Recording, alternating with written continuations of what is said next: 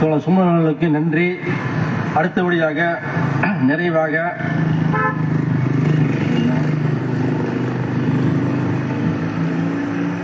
சமூக செயல்பாட்டாளர் இமயம் சரவணனை கண்டன உரையை நிறுத்துமாறு கேட்டுக்கொள்கிறேன்.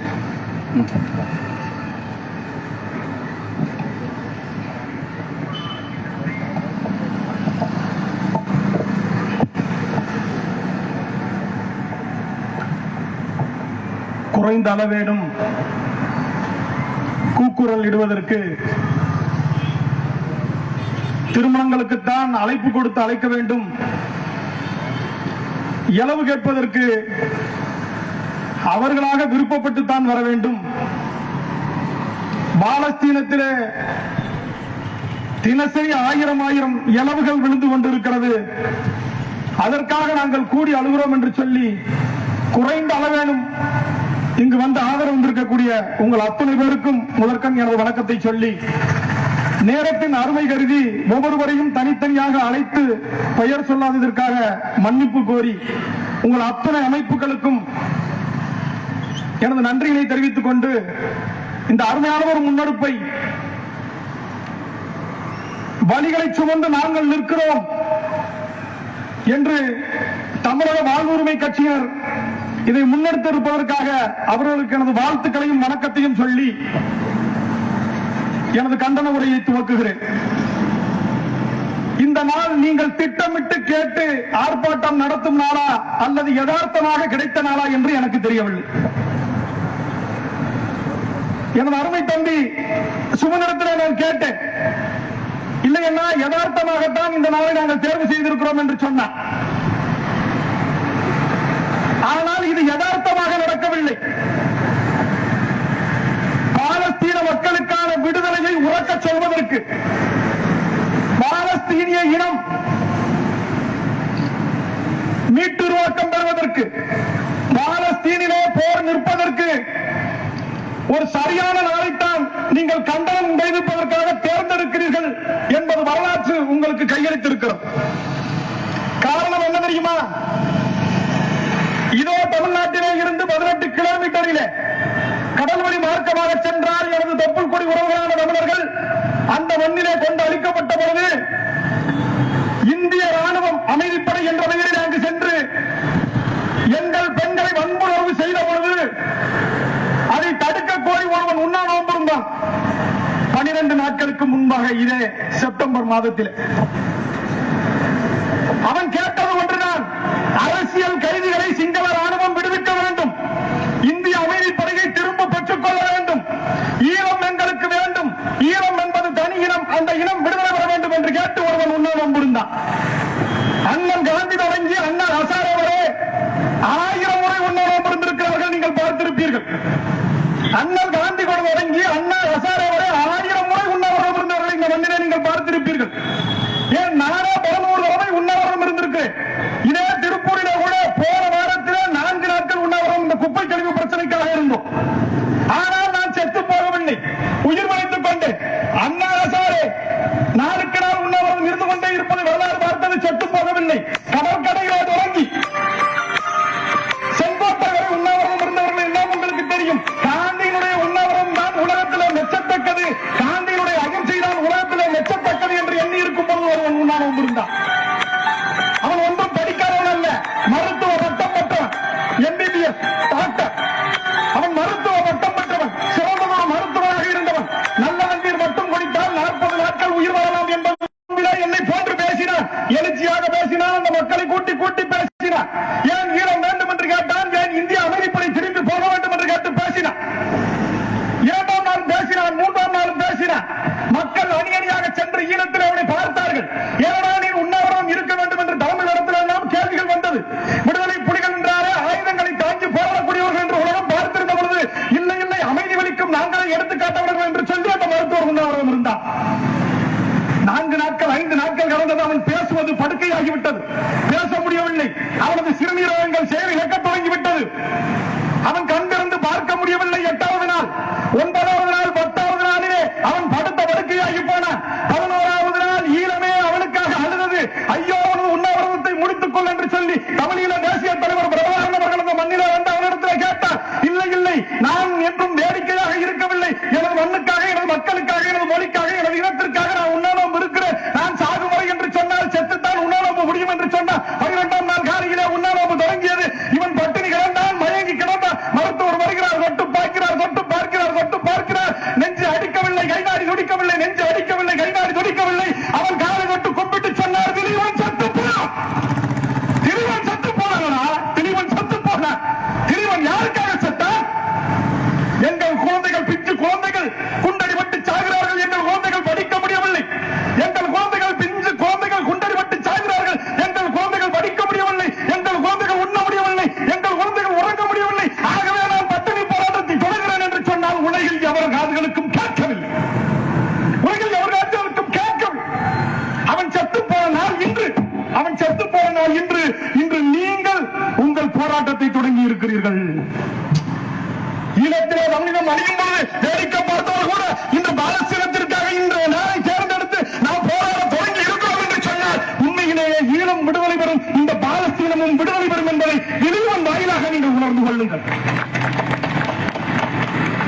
தம்பி சொன்ன மாதிரிதான் மங்களத்துல இருந்து இந்த முக்குல அதிக இஸ்லாமியர்களை கொண்ட இடத்துல 50 பேரை கூட்டி வச்சு கூட்டம் நடத்துறிய இஸ்ரேல் ராணுவம் கேட்டுட்டு விட்டுருமாடான்னு கேட்கிறான்.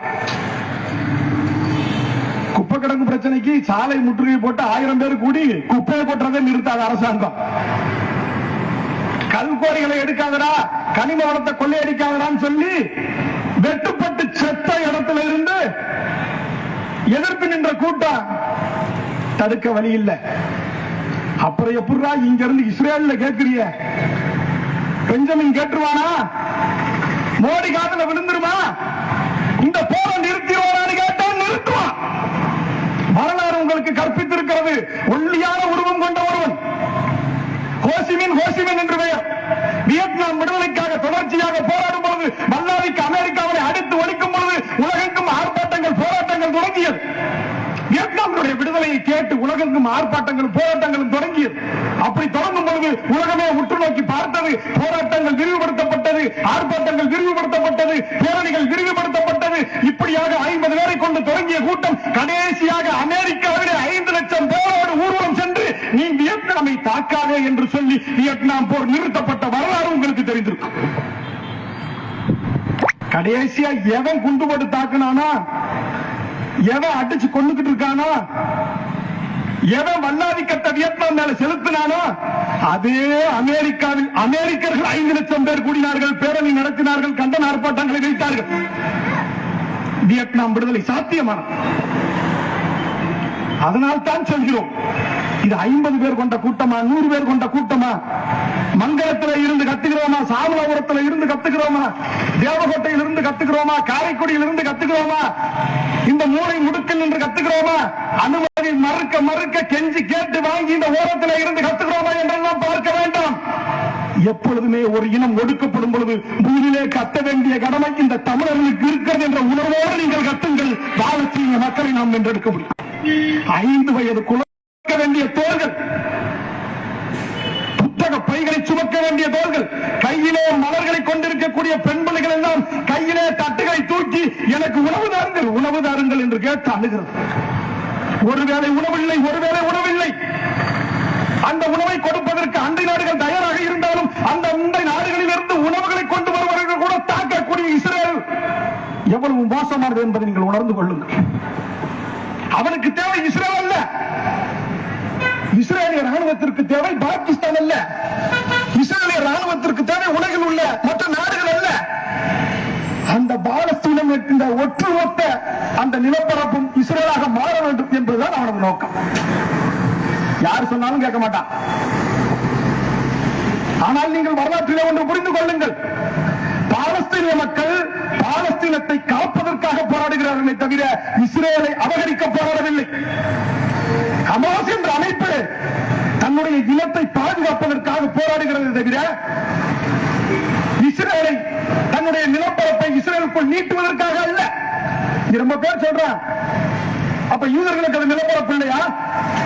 அது வெறும் பாலஸ்தீனர்களுக்கு மட்டும்தானா? அரபு நாட்டுக்கு மட்டும்தானா? அரபியர்களுக்கு மட்டும்தானா?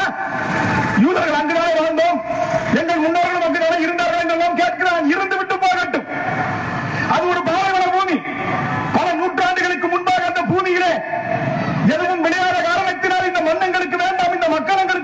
என்று சொல்லி பலமாக வாழ்வதற்காக உலக நாடுகளிலே அங்கங்கு சென்று பிரிந்து உனது பணவளத்தை உனது பொருளாதாரத்தை பெருக்குவதற்காக நாடு கடந்து சென்ற நீங்கள் அதே பாலஸ்தீனிய மக்கள் இது என்ன மண்ணாக இருந்தாலும் சரி, இங்கு வாழ தகுதி இருந்தாலும் சரி, தகுதி இல்லை என்றாலும் சரி, இந்த பாலஸ்தீனம் என்பது எங்கள் பாலஸ்தீனிய மண், இந்த மண்ணிலே இருந்து நாங்கள் அப்புறப்படுவது என்றால் அது நாங்கள் இறந்ததற்கு பின்பாகத்தான் என்று சொல்லி 1000 ஆண்டு காலமாக அந்த பாலைவனத்தில் கிடந்து தங்களுடைய மண்ணை காத்து நின்றார்கள். அது யாருடைய மண்ணாக இருக்க முடியும்? சொல்லுங்கள் பார்ப்போம். இங்க ரொம்ப பேர் மனித நேயத்துக்காகவும் கத்தல, மதத்துக்காகவும் கத்தல. சவுதி அரேபியா கத்தலைங்கிறா, அந்த நாடு இஸ்லாமிய நாடு கத்தலைங்கிறா, இந்த நாடு இஸ்லாமிய நாடு கத்தலைங்கிறா. கத்த மாட்டான். உண்மையை புரிஞ்சுக்கிறங்க, கத்த மாட்டான். அரேபி தங்களுடைய இனத்திற்காகவும் கத்தவில்லை, தன்னுடைய மதத்திற்காகவும் கத்தவில்லை. ஏன் ஏன் எல்லாம் மன்னராட்சி நாடுகள். நாளைக்கு மக்கள் புரட்சி வெடித்தால், நாளைக்கு சவுதியிலே மக்கள் புரட்சி வெடித்தால் இந்த மன்னர்கள் சென்று ஒதுங்கும் இடம் எது தெரியுமா? அமெரிக்கா. இதே பிரிட்டன். இங்க கொள்ளை அடிச்சுட்டு போறவன், கொலை பண்ணிட்டு போறவன் எப்படி ஓடி போய் அமெரிக்காலையும் பிரிட்டன்லையும் ஒதுங்குறானோ அதே மாதிரி நாளைக்கு அரபு நாட்டை சேர்ந்த மன்னர்கள் எல்லாம், நாளைக்கு அரேபியர்கள், இந்த இஸ்லாமிய நாடுகளை சேர்ந்த மன்னர்கள் எல்லாம் மக்கள் கிளர்ச்சி ஏற்பட்டு தன்னுடைய விடுதலையை கேட்டு அந்த மண்ணிலே இஸ்லாமியர்கள் போராடினார்கள் என்று சொன்னால் இவர்கள் ஓடி சென்று ஒதுங்குவதற்காக, ஓடி சென்று பதுங்குவதற்காக, இதே ராஜ வாழ்க்கையை தொடர்வதற்காக அமெரிக்காவை நக்கிக் கொண்டு தெரிகிறார்கள் என்பதை நீங்கள் உணர்ந்து கொள்ளுங்கள். அமெரிக்காவை நக்கிக் கொண்டு தெரிகிறார். தன்னுடைய இனம் ஒழிக்கப்படுகிறது பரவாயில்லை, தன்னுடைய இனம் நசுக்கப்படுகிறது பரவாயில்லை, சின்னஞ்சிறு குழந்தைகள் அம்மனமாக ஓடுகிறது பரவாயில்லை, உணவு இல்லை பரவாயில்லை, நான் சொகுசு வாழ்க்கை வாழ வேண்டும் என்று நினைக்கக்கூடிய மன்னர்களை கொண்டிருக்கக்கூடிய நாடுகள். அதனால் அவன் அமெரிக்காவை எதிர்ப்பதற்கு தயாராகி யோசித்து பாருங்கள் உறவுகளை. அப்படி என்றால் யார் கேட்பது? அப்படி என்றால் யார் கேட்பது? உலகத்திலேயே கேட்கக்கூடிய முதல் தகுதி தமிழர்களுக்கு தான் இருக்கும். ஏனென்றால் ஈழத்திலே எங்கள் உயிர் போகிறது என்று கேட்டோம், எங்கள் தொப்புள்குடி உறவுகள் சாகிறார்கள் என்று கேட்டோம். உலகத்திலே எங்கு என்ன நடந்தாலும் சரி, குஜராத்திலே நீங்கள் சொன்ன அந்த கொலை சம்பவமானாலும் சரி, மோடி இந்துக்கள் என்று சொல்லி இஸ்லாமியர்களுக்கு எதிராக நின்ற அத்தனை சம்பவங்களிலும் சரி, இதே வாஜ்பாய் சொல்லி இருக்கிறாரே, அதையாவது இந்த மோடி செய்தானா என்று கேட்டு பாருங்கள். நாங்கள் பாலஸ்தீனத்தை ஆதரிக்கிறோம், பாலஸ்தீனத்திற்கு ஆதரவாக நாங்கள் நிற்போம், இஸ்ரேலை உன்னை வன்மையாக கண்டிக்கிறேன் என்று வாஜ்பாய் சொன்னாரே. அதே கட்சியை சேர்ந்த நீங்கள் மாறிவிட்டீர்களே, அதே கட்சியை சேர்ந்த நீங்கள் அதை ஒப்புக்கொள்ளவில்லையே. வாஜ்பாயோடு எவ்வளவு முரண்பாடு எங்களுக்கு இருந்தாலும் இந்த வரிக்காக நாங்கள் அவரை எடுத்துக்காட்டாக சொல்லி பேசுகிறோம். ஆனால் அந்த சிறு தகுதி கூட உங்களிடத்தில் இல்லையே. இந்தியா சொல்லுது, அழகா சொல்லுது, பாலஸ்தீனத்தை நாங்கள் அங்கீகரிக்கிறோம், ஆனால் இஸ்ரேலோடு நட்புறவு தொடரும். கொஞ்சம் யோசிச்சு பாருங்க. பாலஸ்தீனத்தை நாங்கள் அங்கீகரிக்கிறோம், ஆனால் இஸ்ரேலோடு நட்புறவு தொடரும் சொல்றான். இதுக்கு முன்னாடி இருந்த ஆட்சியாளர்கள் ஏன் பாசிச பாஜக மட்டும்தான் கேட்டா இல்ல, எல்லா உண்மையும் போட்டு உடைங்க, உண்மையை ஒத்துக்கிறீங்க. இதே காங்கிரஸ், நேரு தலைமையிலான காங்கிரஸ் 1957 இஸ்ரேலை தனிநாடாக அங்கீகரித்து கையெழுத்து போட்டாரா இல்லையா? இஸ்ரேலை ஒரு நாடு என்று அறிவிக்கும் பொழுது நாம் மறுப்பு தெரிவிக்கவில்லை. ஒட்டுமொத்த நிலப்பரப்பு, உலகப் போரிலே வெற்றி பெற்ற பிரிட்டனின் கையிலே இருந்த நிலப்பரப்பு, ஒட்டுமொத்த பாலஸ்தீனத்தையும் பிரிட்டன் பிரிக்க வேண்டும் என்று நினைத்தது, அமெரிக்கா ஆதரவாக நின்றது. அப்படி பாலஸ்தீனத்தை பிரிக்கும் பொழுது இஸ்ரேல் என்ற ஒரு நாடை உருவாக்க முற்பட்டது. அரேபியர்களுக்கு என்று ஒரு நாடு கேட்கிறார்கள். ஆனால் நீங்கள் நன்றாக எண்ணிக்கொள்ள வேண்டும், இந்த வரலாற்று போரை நீங்கள் உணர்ந்து கொள்ள வேண்டும். 70 விழுக்காடு இருந்த பாலஸ்தீனியர்களுக்கு, 70 விழுக்காடு மக்கள் தொகை கொண்டிருந்த பாலஸ்தீனியர்களுக்கு வெறும் 43 விழுக்காடு நிலப்பரப்பை கொடுத்து விட்டு வெறும் 30 விழுக்காடு இருந்த யூதர்களுக்கு 56 விழுக்காடு நிலப்பரப்பை கொடுத்தவன் பிரிட்டன் அல்லவா? அதற்கு துணை நின்றவன் அமெரிக்கன் அல்லவா? அதற்கு கையொப்பமிட்டவன் இதே இந்தியன் அல்லவா? நீங்கள் சொல்கிறீர்கள் ஈழ விடுதலை வாங்கி தருகிறோம், இதோ ஆப்கானிஸ்தானுக்கு நாங்கள் தான் விடுதலை பெற்று தந்தோம், பாகிஸ்தானில் இருந்து பங்களாதேஷுக்கு நாங்கள் விடுதலை பெற்று தருவோம், உலக நாடுகளில் எல்லாம் விடுதலை பெற்று தருவோம், ஆனால் பாலஸ்தீனத்திலே கொத்து கொத்தாக சாகக்கூடிய மக்களை நாங்கள் கண்டுகொள்ள மாட்டோம் என்று சொல்லக்கூடிய நரேந்திர மோடியுடைய ஆட்சி என்ன சொல்லும்?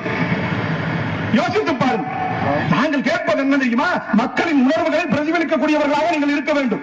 ஈழத்திலே செத்துக் கொண்டிருக்கும் போது 8 கோடி தமிழர்கள் நாங்கள் கேட்டோம்.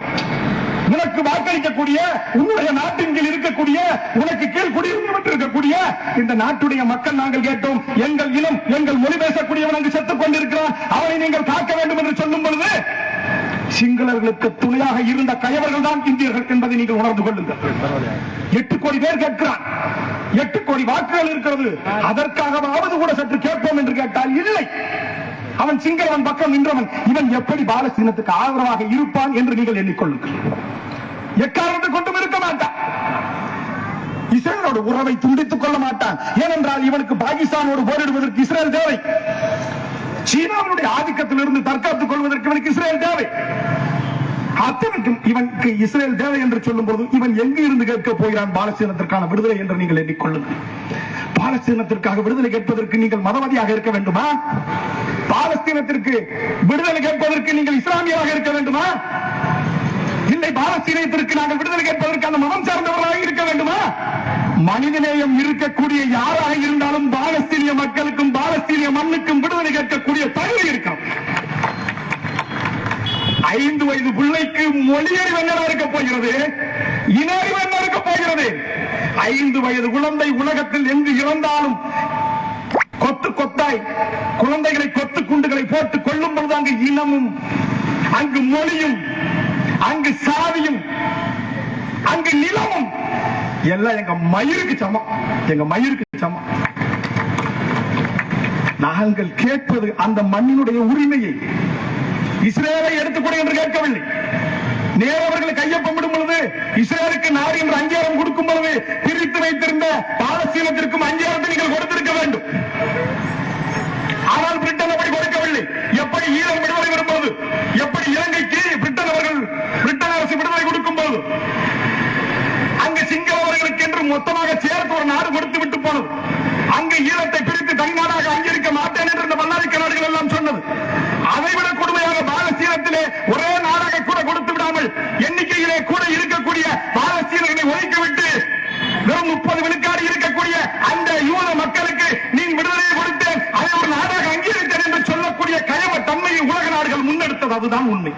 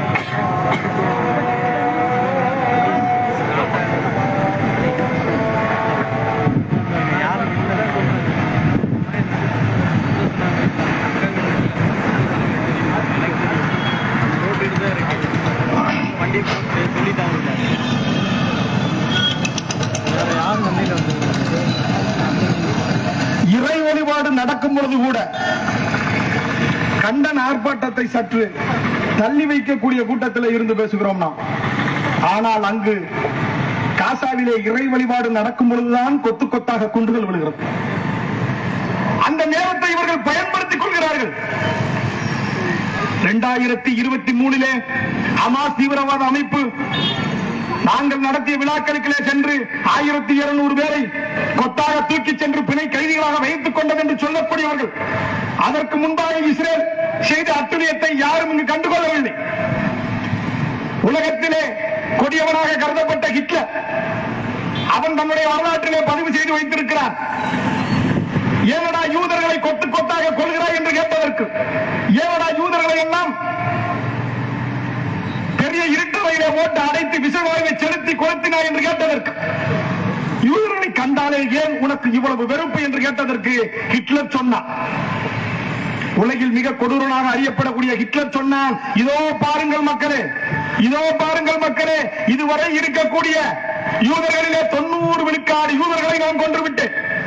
உலகத்திலே இருக்கக்கூடிய 90 விழுக்காடு யூதர்களை நான் கொன்றுவிட்டேன். மீதம் இருக்கக்கூடிய 10 விழுக்காடு யூதர்களை நான் விட்டு போகிறேன்.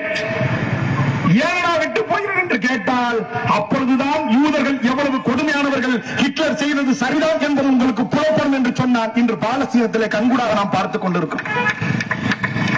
சொல்வார்கள், வரலாற்றிலே செங்கிஸ்கான் போல் ஒரு கொடுமைக்காரனை பார்க்க முடியாது என்று சொல்வார்கள். வரலாற்றிலே செங்கிஸ்கான் போல் ஒரு கொடுமைக்காரனை பார்க்க முடியாது என்று. செங்கிஸ்கான் இறுதியாக தன்னுடைய சாவை தழுவிக் கொண்டு நிற்கிறான். செங்கிஸ்கானை பற்றி சொல்ல வேண்டும் என்றால் ஒரே ஒரு இடத்திலே சொல்லலாம். அவன் ஆப்கானிஸ்தானுக்காக போர் தொடுத்து போவதற்காக தனது படைகளை அனுப்புகிறான். ஆப்கானிஸ்தானுடைய மன்னன் அந்த படைகளை எல்லாம் வெட்டி வீசி எறிகிறான். தூதுவராக வந்தவனுடைய தலையை வெட்டி வீசி எறிகிறார். ஆப்கானிஸ்தான் மீது பயங்கர கோபம் வருகிறது. செங்கிஸ்கான் பெரும் பெரும் படையை திரட்டிக் கொண்டு ஆப்கானிஸ்தானுக்குள் நுழைகிறான். நுழைந்தவன் ஆப்கானிஸ்தான் மன்னனை பார்த்து கேட்டான், அடே வீரர்களா நீங்கள், வீரர்கள் நீங்கள், எனது படை என்று தெரிந்தும் வெட்டி வீழ்த்தினீர்களே, உங்களுக்கு என்ன சன்மானம் வேண்டும் கேளுங்கள், நான் தருகிறேன் என்று செங்கிஸ்கான் சொன்னான். உலகினுடைய மிக பெரும் கொடுமைக்காரன். உடனே ஆப்கானிஸ்தார்கள் மகிழ்ச்சி அடைந்தார்கள். எங்கள் நாட்டிலே வெள்ளி இல்லை ஐயா, அதனால் எங்களுக்கு வெள்ளி வேண்டும் என்று கேட்டார்கள். செங்கிஸ்கான் சொன்னான், இதோ ஒரு 10 கிலோ வெள்ளியை உருக்கி இவனது இரு கண்களிலும் ஊற்றி விடுங்கள் என்று சொன்னான். ஆப்கானிஸ்தான் நம்முடைய கண்களிலே ஊற்றி விடுங்கள் என்று சொல்லக்கூடிய கொடுமைக்காரன். அவன் இறுதியாக மரண படுக்கையிலே படுத்துக் கொண்டிருந்தான், நோய்வாய்ப்பட்டிருந்தான். அப்பொழுது மக்கள் எல்லாம் சென்று பார்த்தார்கள். ஆகா, கொடுமைக்காரன் சாக போகிறான், அதற்கு அடுத்ததாக யார் மன்னன் என்று அறிவிக்கப் போகிறான் என்று சொல்லும் பொழுது அவன் தன்னுடைய மகனை அறிவிக்கவில்லை, தன்னுடைய பிள்ளைகளை அவன் அறிவிக்கவில்லை, தன்னுடைய மருமகன் கலிபுல்லாக்கானை அறிவித்தான். மொத்த மங்கோலியர்களும் பயந்து நடுங்கினார். ஐயா, ஏன் ஐயா, உங்கள் மகன்கள் தானே முடிசூட வேண்டும், அதை விடுத்து விட்டு உங்கள் மருமகனுக்கு முடிசூடுவதற்கு தயாராக இருக்கிறீர்களே, கலிபுல்லாக்கானை நீங்கள் முடிசூட போகிறீர்களே, வேண்டாம் வேண்டாம் என்று கேட்டதற்கு சொன்னார், இல்லை இல்லை, கலிபுல்லாக்கான் மன்னனாக வந்தால்தான் நான் எவ்வளவு நல்லவன் என்று உங்களுக்கு தெரியும் என்று சொன்னார். அவ்வளவு பெரிய கொடுமைக்காரன் கலிபுல்லாக்கான் என்று வரலாறு சொல்கிறது. செங்கிஸ்கானுக்கும் மேலானவன். இதே இடத்தில் தான் ஹிட்லர் என்று சொன்னான், என்னை கொடுமைக்காரன் என்று சொல்கிறீர்கள், உலகத்தை காப்பதற்காக 90 விழுக்காடு யூதர்களை நான் கொன்று விட்டேன், இதோ 10 விழுக்காடு யூதர்களை விட்டு விட்டு போகிறேன், நான் கொடுமைக்காரனா அவன் கொடுமைக்காரனா என்று நீங்கள் பாருங்கள் என்று சொன்னால் உலகம் இதோ பார்த்துக் கொண்டிருக்கும். பாலஸ்தீனத்துடைய பட்டினி சாவு வழியாக பார்த்துக் கொண்டிருக்கிறது. பாலஸ்தீனத்துடைய பச்சை குழந்தைகள் சாவதை இந்த உலகம் பார்த்துக் கொண்டிருக்கிறது. ஒரு ஹிட்லர் அல்ல, 10,000 ஹிட்லர்களாக, ஹிட்லருக்கு மேலானவர்களாக, கொடுமைக்காரர்களாக, கொத்து கொத்தாக கொல்லக்கூடியவர்களாக இந்த யூதர்கள் இருக்கிறார்கள் என்று அன்று சொன்னது என்று நம்ம நிலை நடந்திருக்கு. உணர்ந்து கொள்ளுங்கள் உறவுகளே, இஸ்ரேல் என்ற ஒரு நாடு தன்னுடைய வேலையை பார்க்க வேண்டும், இதோடு ஒதுங்கிக் கொள்ள வேண்டும், பாலஸ்தீனத்தை பாதுகாத்துக் கொள்ள வேண்டும், பாலஸ்தீன மக்களை பாதுகாத்துக் கொள்ள வேண்டும் என்பதற்காக இந்த கண்டன ஆர்ப்பாட்டம் தொடங்கவில்லை. இந்த உலக நாடுகளிலே இருந்து இஸ்ரேலை அப்புறப்படுத்தி வேறொரு கண்டத்தில் பிரித்தாட வேண்டும், இல்லை என்றால் உலகத்தின் அத்துணை இனங்களும் இந்த பாடுபடும் என்பதை உணர்ந்துதான் இந்த கண்டன ஆர்ப்பாட்டம் இந்த வடிவிலே தொடங்கி இருக்கிறது என்பதை நீங்கள் உணர்ந்து கொள்ளுங்கள். கொடுமை கொடுமனு கோயிலுக்கு போனா அங்க 2 கொடுமை திங்கு திங்குன்னு அடிச்சுமாங்க. நம்ம கூட்டம் போட்டு இங்க மோடியை கத்திக்கிட்டு இருக்கான்.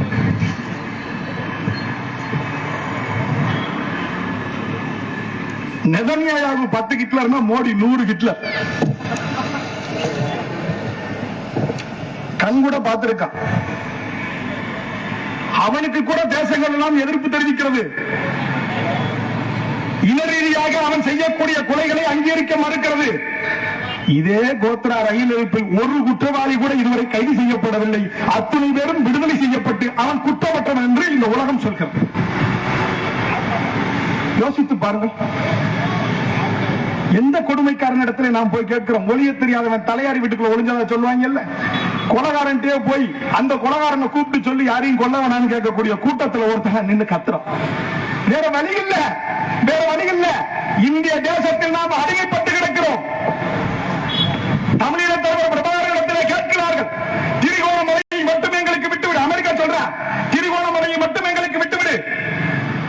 உனக்கு ஈழத்தை நாங்கள் பெற்றுத் தருகிறோம், இல்லை உனக்கு இலங்கையை வேண்டும் என்றால் பெற்றுத் தருகிறோம் என்று சொன்னார்.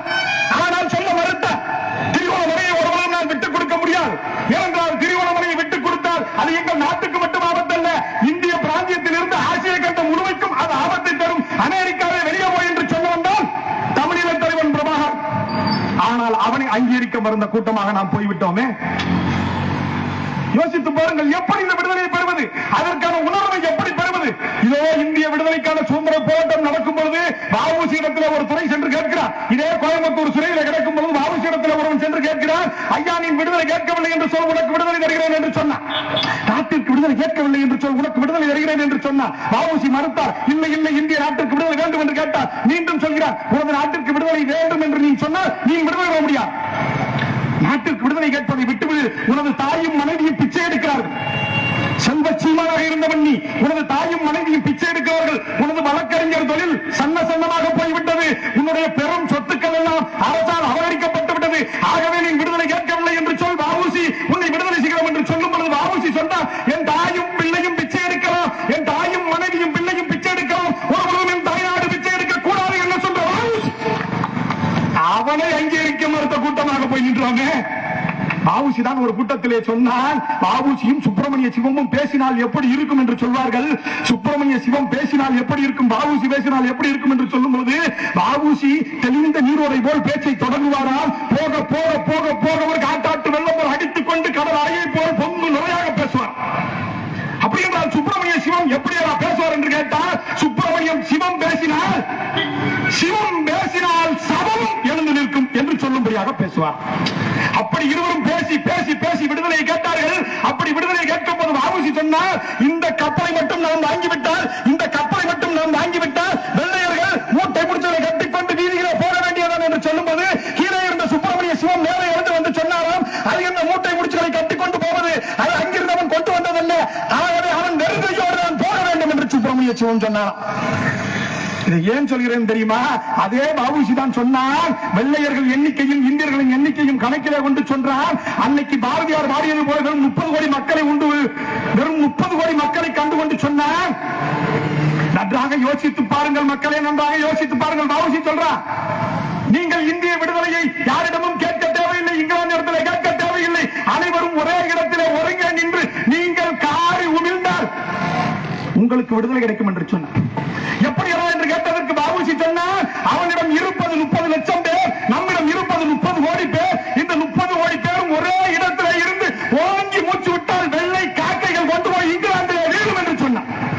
வெள்ளை காக்கைகள் இங்கிலாந்திலே போய் வீழும் என்று சொன்னார். அதே வ.உ.சி. சொன்னால், என்ன செய்வது என்ன செய்வது, என்னடா செய்வது, அனைவருக்கும் ஒரே நேரத்தில் மூச்சு விட தெரியவில்லை என்று சொன்னார்.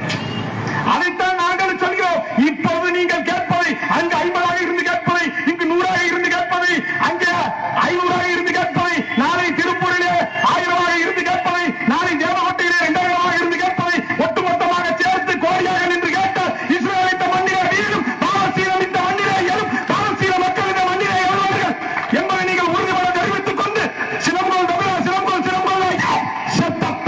நன்றி.